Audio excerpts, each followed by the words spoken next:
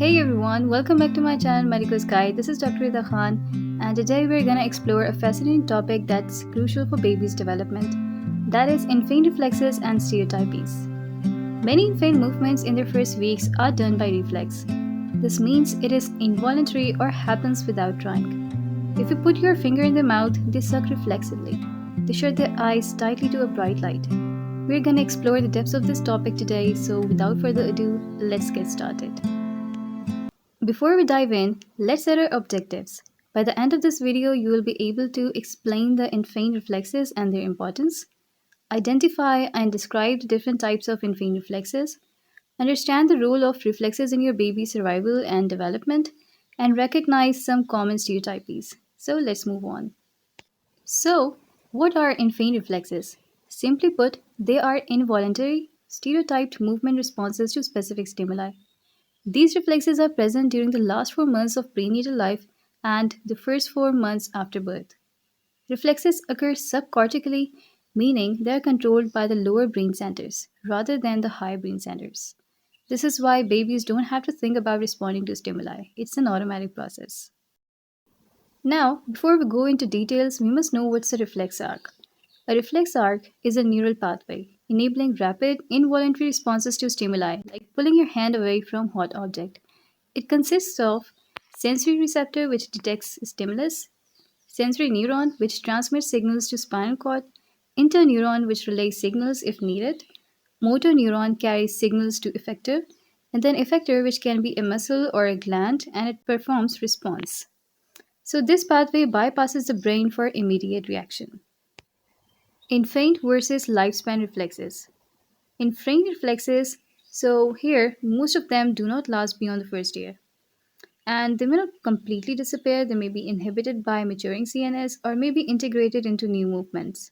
While talking of the lifespan reflexes, reflexes that endure are called lifespan reflexes.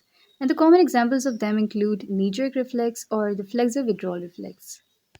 Infant reflexes and stereotypies are very important in the process of development. Till this point, we have got an idea about infant reflexes, and let's now talk about stereotypies. These are repetitive, rhythmic movements that babies make, often in response to stress or overstimulation.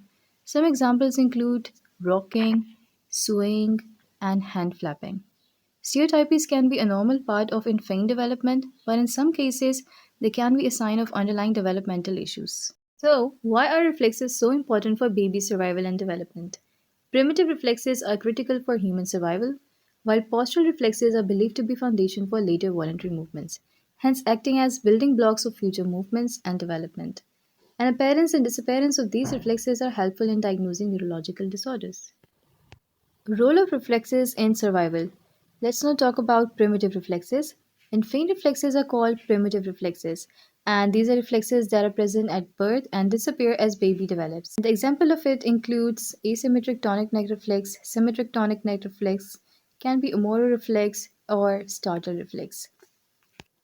Primitive reflexes are repressed by 6 months of age, and these reflexes play a crucial role in your baby's survival, development, protection, nutrition, for example, through sucking reflex and rooting reflex, and then in the survival, it can be through the labyrinthine reflex. Role of reflexes in developing future movement. Now, here let's talk about postural reflexes.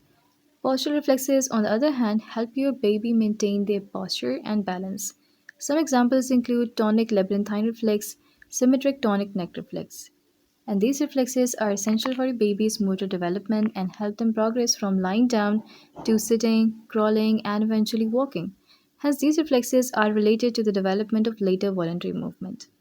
Reflexes are integrated, modified, and incorporated into more complex pattern to form voluntary postural movements. An automatic movement is practiced for future voluntary movements. However, some believe reflexes may not be related to future voluntary movements.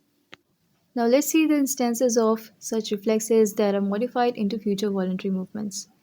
So crawling would remain essentially the same as crawling in the future as well. Labyrinthine would be developed into upright posture. Palmar grasp would help in grasping eventually, and then stepping would be developed into walking. So that's all for today's video. This video is just an introduction to this topic. In later parts, we'll be discussing it in great detail. Stay tuned, thanks for watching, and don't forget to like, share, and subscribe. Until then, take care.